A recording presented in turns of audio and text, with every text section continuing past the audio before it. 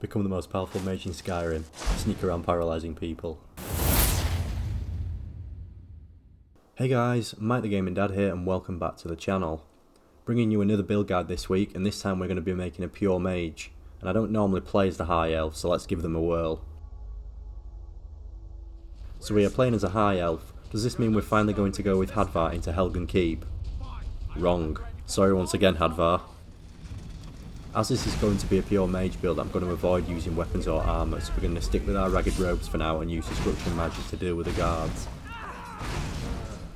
Still loot all the light armour though, we will carry this and sell it in Riverwood. Not long before we'll get our first set of mage robes, plus another destruction spell sparks. So let's quickly get changed. Ralof giving no privacy whatsoever, just staring. And there we go, that's better. And now just fight your way through the rest of Helgen. Don't be like that guy though and run into the fire. And now that we're out of Helgen, we're going to follow the usual path I take to pick up a few goodies before reaching Riverwood. First over to this bandit camp for the chest. I'm not going to bother with a skill book though, I think this one's for light armour which we don't need.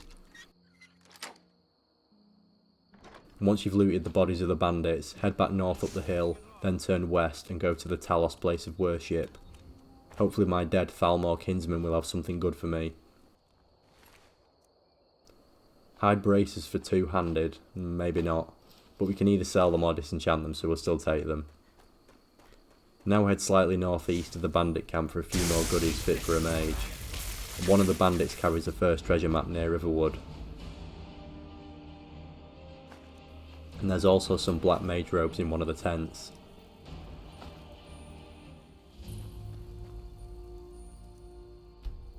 At the standing stones we're going to take the thief stone first, and then head north across the river to pick up the flawless emerald. And then back over to the same side the standing stones were on, and head into Emshard Mine. Not far past the entrance there are two bandits here, and make sure you pick up the pickaxe from this location as you'll need it very shortly. In over 10 years of playing Skyrim I don't think I've ever noticed this coin purse up here. Now I don't normally show this little room, but make sure you don't miss it. There's a spellbook on the table, Clairvoyance, which shows the path to the current goal. Kinda useful, but I don't really use it that often. And there's also a chest in here with some random loot in. Then towards the end of the mine there is another chest, plus 3 more gems on the table along with some gold, so grab all that. And there's one more chest right next to the waterfall. There's a few more coin purses outside as well, so make sure you pick all this up. And that's us done here. Once outside, time for mushroom picking. Mora Tapanella and grab 7 of these if you can from this location. There's plenty of them around Riverwood so you shouldn't have any trouble. Then head west over the river and up to the tree log. Inside is another mushroom and the location of treasure map 1. Now we can head down to Riverwood. I always speak to Gerda, usually she has a few good bits we can take. But slim pickings this time though, just a few potions and a silver necklace. Once that's done, head to Alvor the blacksmith and sell him all your Imperial and Bandit swag. Then go into the Riverwood trader and sell off anything you don't want that you can't sell to Alvor. Alvor will only take weapons, armour and any crafting materials, whereas you can sell everything to the shopkeepers. We're now done in Riverwood, so carry on to Whiterun and take the coach outside of Morphel. And once you get to Morphel you want to head north over the bridge and then turn east past a mill and just head straight on. After a short while you'll reach Meerwatch, and at this early level be careful here though, there is a chorus outside and it can kill you quite easily, but as long as you keep your distance you should be fine. Reading the Journal of Hands will start the quest, and the spell tome gives you a clue as to what you have to do here. Cast his spell on the seal in front of the entrance to unlock Meerwatch and your first home, perfect for a mage. I do like the aesthetics of this house, but we aren't going to be spending too much time here. We want to be heading to the second floor, and then to the garden in the centre. And now pick up the scaly Foliota mushroom, and then the 2 red creep cluster plants which are at the back. And then finally the Mora Tapanella on the other side. And once collected, plant 3 creep cluster, 3 scaly Foliota and 5 Mora Tapanella in the fertile soil. And now head downstairs and just sleep for one day. Once done, you can head upstairs and collect your ingredients, and this should give you 15 more of each, which is what we need for the next part. We are done at Meerwatch now, so head down to Golden Hills Plantation. Here it is on the map. I just headed southwest from Meerwatch, it's not too far. Deal with the ghost that will attack you outside, and now we can head inside. The first journal we need is upstairs on the desk. Journal number 2 can be found in the cellar. Push this button here to open up the secret alchemy room. Watch out for the second ghost that will attack you though. And here's the second journal on the alchemy table. To find Rune, we need to head outside and over towards the 3 trees on the hill. You might have to dispatch a wolf loitering in this area. But here at the well we find the body of Rune and his toy sword. Go back to the house and place this on the table in his room, and the reunited family will appear and we get the key to our second house, Golden Hills Plantation. Thanks a lot. Here, take this for all your hard work.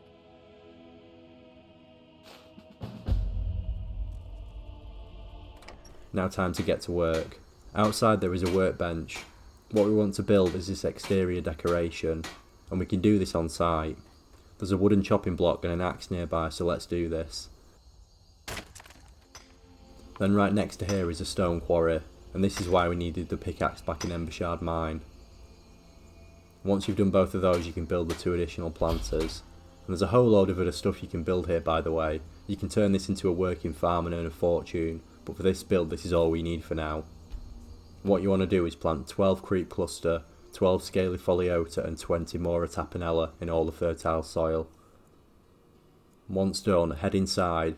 And the first time you only need to wait 24 hours, after that it'll be 72 hours unless you replant everything. And now you can pick them all. The creep clusters can be a pain to pick up though. As you can see here, the action box is actually above and outside the plant, which is annoying. But if you've planted this amount of ingredients, you'll get 60 of each in return each time. And just repeat this 5 or 6 times until you have around 370 of each ingredient, maybe just a little bit more. And now sleep in the bed for the well rested bonus. Head downstairs to the alchemy lab and combine all 3 ingredients to make a fortify carry weight potion. And do this a few times up to level 20. Then put your first 2 perk points into Alchemist. Then go up to level 30 and put points 3 and 4 into Physician and Benefactor. Then go up to level 40 and put another point in Alchemist. Then up to level 60 and put another in Alchemist.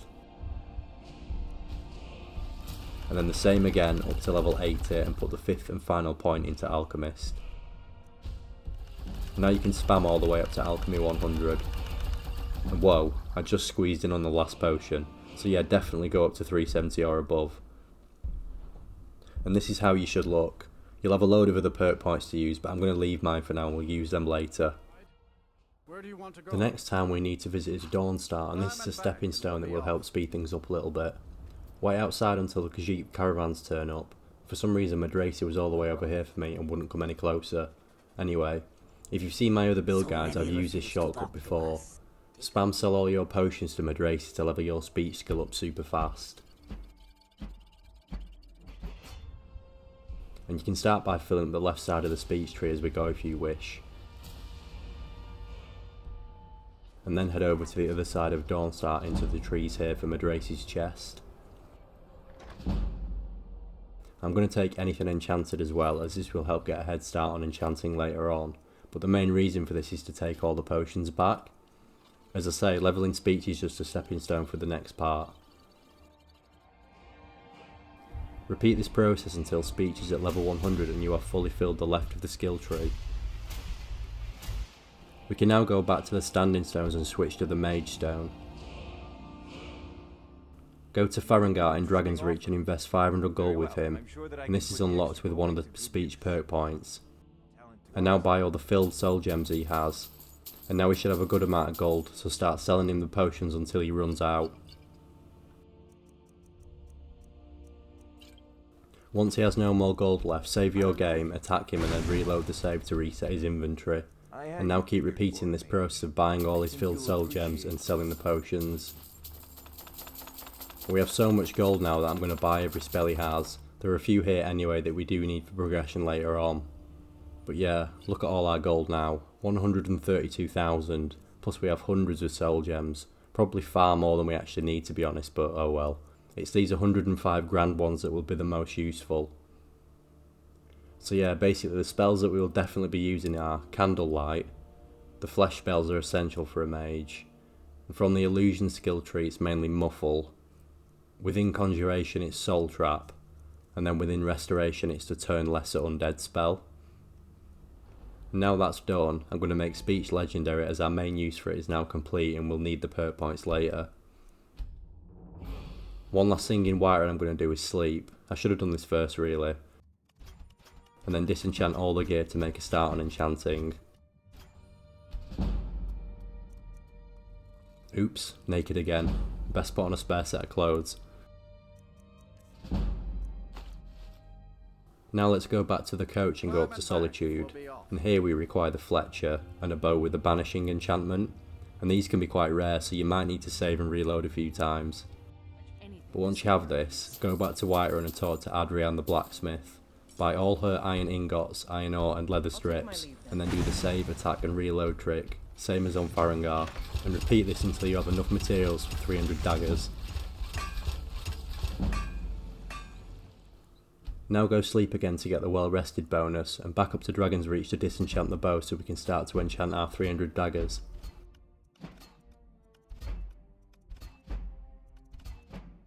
And this shouldn't take you too long. I don't even need all these daggers, look. Looks like 220 would have been sufficient. And for the perk points into enchanting, 5 into enchanter is essential, as is the middle of the skill tree up to extra effect. The left hand side fill if you are using fire, frost and storm enchantments. I will be doing so I'll do it, and your skill tree should look like this. Now it wouldn't be a gaming dad build guide if we didn't make a mess of Farengar's study, so drop everything and do a runner. Now I'm going to head back up to Solitude to Radiant Raiment, and here we need to buy items with enchantments for all the schools of magic, Alteration, Restoration, Conjuration, Illusion and Destruction. I'm also going to pick up Alchemy whilst I'm here as well. And lastly grab 3 pairs of robes and 3 hoods. You also need to get 3 rings and 3 necklaces which you can either craft using silver or gold ore, or buy from stores, it's up to you. And now on our 3 sets we're going to add enchantments for all 5 schools of magic. On the first set of robes, hood, ring and amulet I'm going to add alteration and illusion. And at level 100 enchanting with 5 perk points into enchanter, each item will reduce the cost of spells within that school of magic by 25%. On the second set of robes, hood, ring and amulet I'm going to add destruction and conjuration.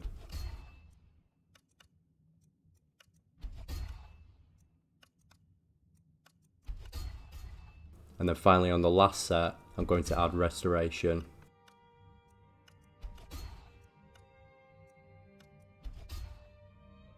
And here are all our completed pieces. So now, let's take the coach over to Winterhold and finally join up with the college. Once you've gained entry, sleep in the bed in your new quarters, and then head down into the midden through this little trapdoor over here. The first set of robes we want to equip are the restoration ones. Find the lone Draugr down here and start chain casting turn lesser undead on it, and this will start to speed level restoration. And I recommend doing this up to level 70 at first. Once at level 70 find Colette Morent inside the college and we're going to buy some better spells from her. The main one we want is Turn Greater Undead, but I'm also going to grab Grand Healing, Close Wounds and Circle of Protection. Now head back to our Draugr friend and use the Turn Greater Undead this time, and do this until you hit level 100. I'm now going to equip the alteration set we have, only because I don't think our alteration level is going to be high enough yet to buy the telekinesis spell which we need. I think from memory it needs to be level 40, so equip this set and then start chain casting your best flesh spell. Do this in range of the Draugr or the Ice Wraith down here, and doing it in range of an enemy will level the skill up. And here we are at the telekinesis spell from Tolfdir. From Winterhold, head west to Hobbs Fall Cave. I also bought the Paralysis Rune spell from Tolfdir, which is good for dungeon running. If you don't fancy engaging in battle, this spell is great fun. We basically want to be heading into the middle of the cave, and it's usually full of necromancers. In this central room is an ancient tome chest. Empty it of all the spells, and the unbounded spells at the end are the ones we've come for.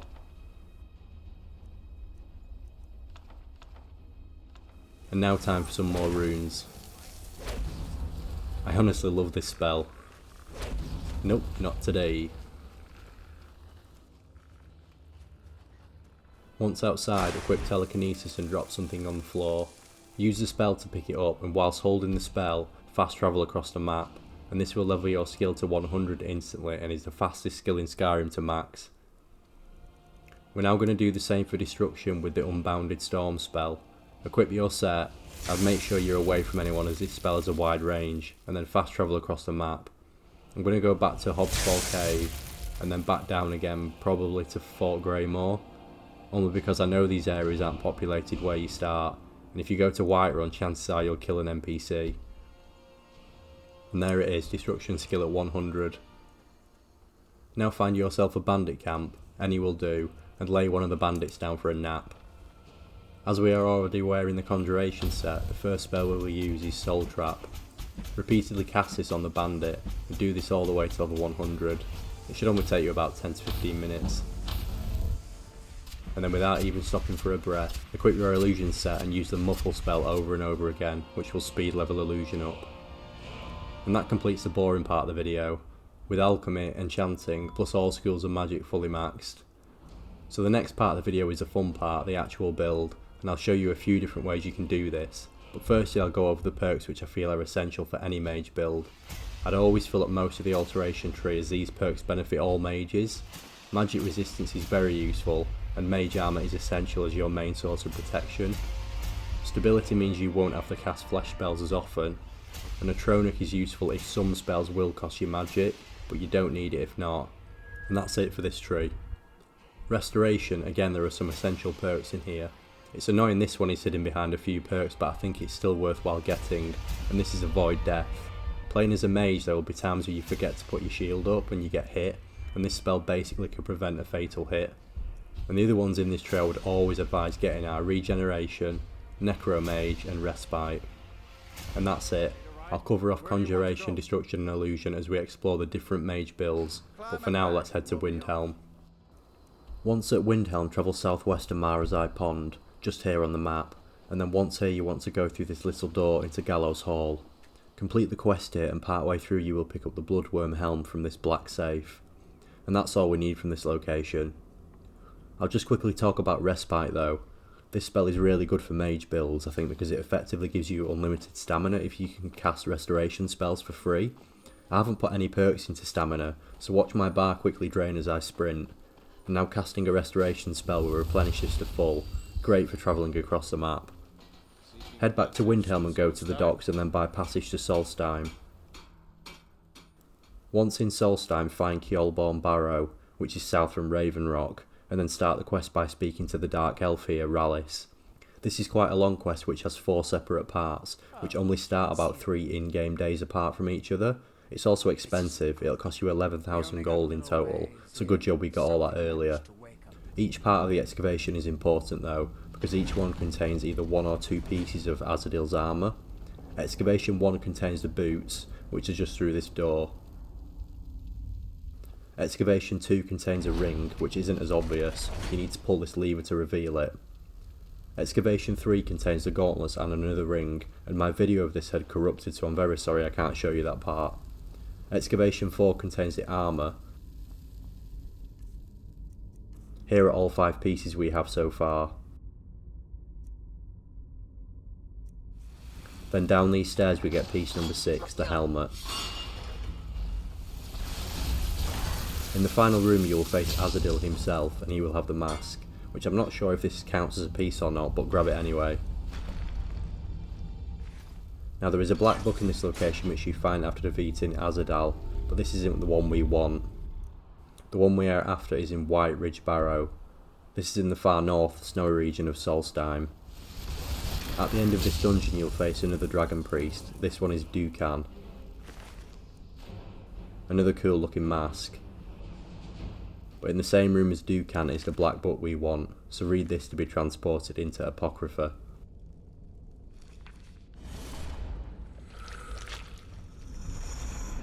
And this is where the candlelight spell comes in use. Without this, the darkness will drain your life, and not to mention it's harder to navigate.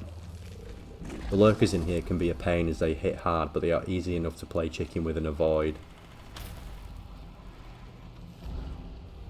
When you reach the summit, you'll get the black book, the Sallow Regent, and this gives you access to a choice of 3 perks, and we want the Seeker of Sorcery. All spells will cost 10% less magicka, but the real reason we want this is it makes enchantments 10% more powerful as well. Now go back to Skyrim and find the Khajiit caravans again, and this time we need a few ingredients from them. Either stoneflower petals, which look like this, or druid wax, either will do. Now head to Broken Fang Cave. This isn't far from Golden Hills Plantation. There's vampires in this location, and I've equipped the restoration set so I don't die. Basically we want to contract Sanguinaire Vampiris, so just let them hit you for a bit and it should happen. There we go. And now make a swift exit. And then just sleep or wait for days and days until your vampiric powers awaken. And now we're at the point that we can start crafting our gear.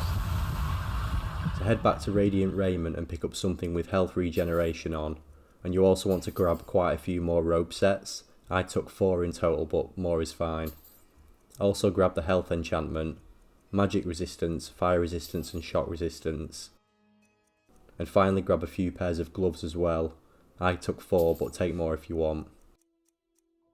Then go over to the Alchemist and pick up 1 elixir of enchanting. Until next time. Now return to Dragon's Reach and unequip all your gear, and what you want to equip is the Bloodworm Helm and then 4 pieces of Azadal's armour. Just not the helm or mask as it'll unequip the Bloodworm Helm. And the armour should boost your enchanting to 110, but as a vampire it does it up to 112. Also, I'll just show you what the Necromage perk and the Bloodworm Helm do. This elixir boosts by 25%, but we actually see a 39% boost, so in total our enchanting now is more like 151. So let's get to work. What you want to do is enchant a pair of gloves, a hood, a ring and a necklace with Fortify Alchemy, and you should see these with a 35% boost each. Once done, unequip all your armour and equip these 4 pieces. Now go down to the Alchemist and combine Stoneflower Petals or Druid Wax with Snowberries, which are easy to acquire in Skyrim, and this will make a Fortify Enchanting Potion. Now repeat this process, and see this potion boost by 83%, while the boost we actually see is 129%. So make yourself another 4-piece alchemy set, and each time you do this your potions will get stronger and stronger, so in turn you'll make more powerful alchemy gear and the loop will continue. In total I did this 4 times until I had 91% alchemy gear, which made me a potion that boosted by 192%, which isn't even that high really. I've taken this a lot higher before, but using this potion this is the gear I've created. Remember at the start we were creating 4 pieces of 25% reduction gear? Well now we have just the robes which negate all spell costs in Destruction and Conjuration. I've created a ring with Fortify Health and Health Regeneration. Now just to show you, as a vampire with Necromage, so many things get stacked. This ring improves health by 320 points and regen by 160%, but when equipped it's actually 400 health points and 200% faster regen. I've also created a necklace which negates restoration magicka cost, plus increases all magic resistance by 100%. A circlet which removes alteration and illusion cost, so basically now all 5 schools of magic will cost 0 magicka. The gloves I actually didn't have anything worthwhile to put on them. This magicka is useless for the points previously mentioned, so I'd advise putting something actually useful if you want to go down the 0 magicka route. And then finally on the boots I've gone with fire and shock resistance. I went with these two as vampires have a natural weakness to fire inbuilt, but also a natural resistance to frost, so it made sense to ignore frost. And at this point, the type of mage you want to play is entirely up to you, but I'll quickly show you 3 ways to play. In the destruction tree, the perks I'd recommend are Impact, Rune Master, as runes are great fun, and then whichever spell type you prefer. Put all the perks into that. I usually go with Shock, so I've done those 3. And that's it, you don't need to bother with any of the ones that reduce magic cost. And for Conjuration, this is purely down to your playstyle really. For this build, as it's a Pure Mage, I've gone down the left hand side, as I would play with Atromacy.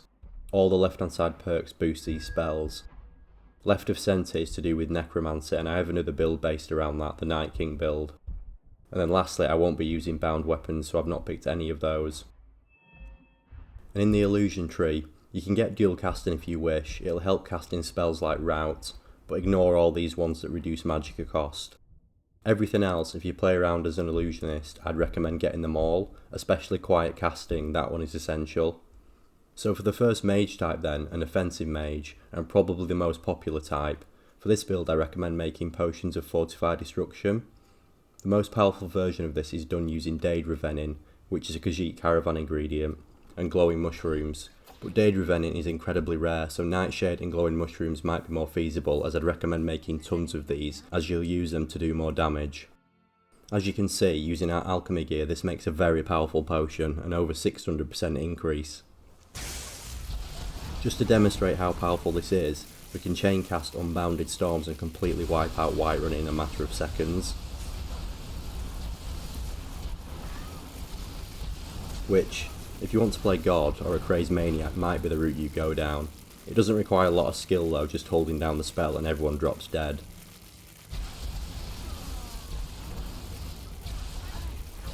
So for a more immersive way of playing as an offensive mage, I usually avoid this spell and stick to the other spells plus Conjuration. Just to demonstrate this playstyle, I always make sure I have a flesh spell on, usually drop an Atronic or 2 if I know there are multiple enemies, and then just get into the thick of it. The fireball type spells at least require some skill and precision like a bow, so I like using these. As I say, I'd wager this is the most popular mage playstyle and most players will have tried this at some point. It's great fun, and with this build you can ramp the difficulty up.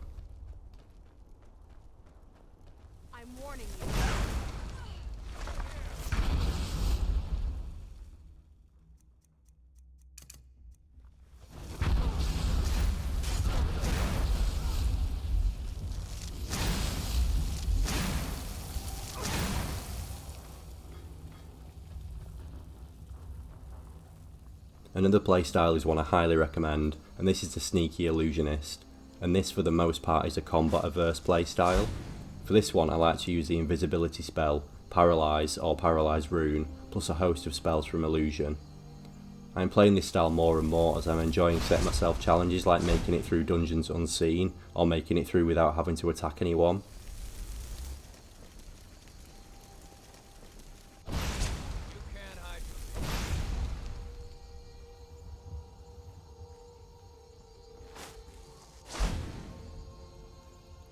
But you can be really mischievous with this playstyle and almost toy with your enemies. Who's there? Rodolphe? That you? Hey, somebody get down here! Help!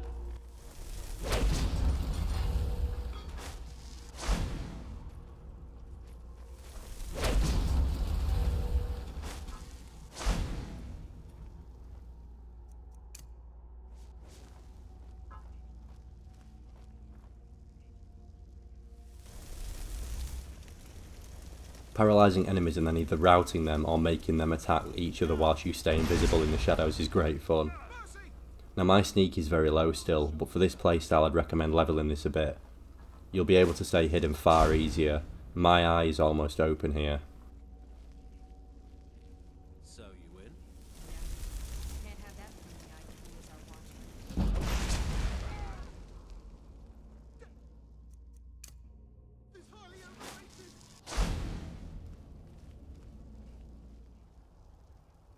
Let's have some fun with the bandit leader here.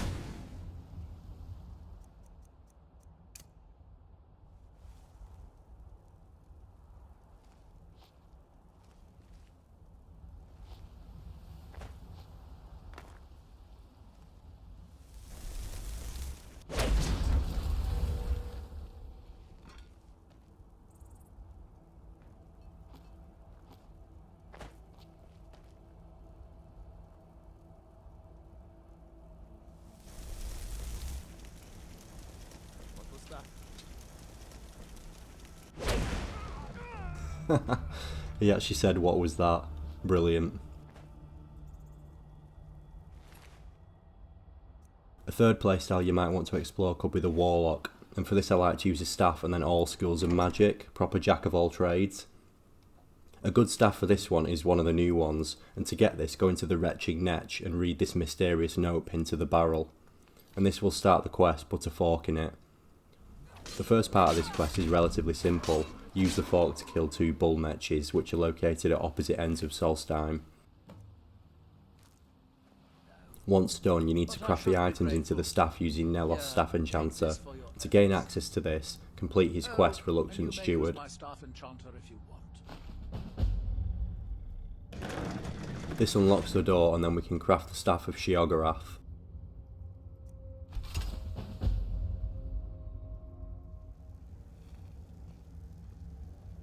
I like the visuals to this staff with the eye in the centre. Now this build I guess combines a little bit of the 2 previous. It's more combat focused than the Illusionist, but this staff essentially replaces the Paralyze spell, so you still get the satisfaction of lying groups of enemies down for a nap. But when I play like this I tend to keep a good selection of spells favourited, so I can flick between conjuring Atromacy, using destruction magic or casting illusion spells.